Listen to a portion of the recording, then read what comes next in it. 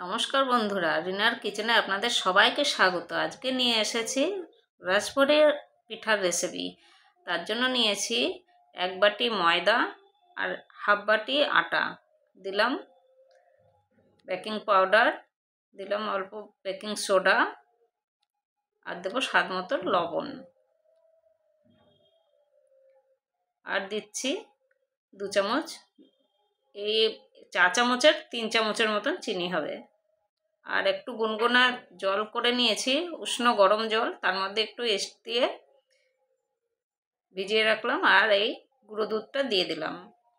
এবার ঘি দেব 4 চামচ, 4 চামচ ঘি দিয়ে ভালো করে মিশিয়ে নেব।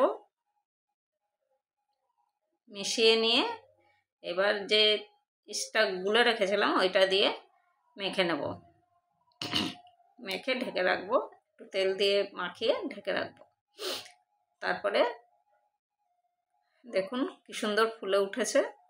এবার এর মধ্যে দেব একটু চীনাবাদাম ভেজে রোস্ট করে একটু গুঁড়ো করে নিয়েছিলাম, সেটা 2 চামচ দিয়ে দেবো। দিয়ে আবার ভালো করে মেখে নেব। মেখে 3টে লেচি কেটে নিয়েছি। এইবার এগুলোকে একে একে বেলে নেব। বেলে একটা বোতলের ঢাকনা দিয়ে বিস্কুটের মতন আকার দিয়ে কেটে নেব।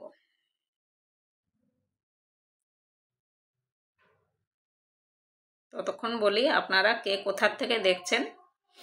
যদি আমার ইউটিউব চ্যানেল থেকে দেখেন, ইউটিউব চ্যানেলটা সাবস্ক্রাইব করে দেবেন, বেল আইকনটা অন করে রাখবেন।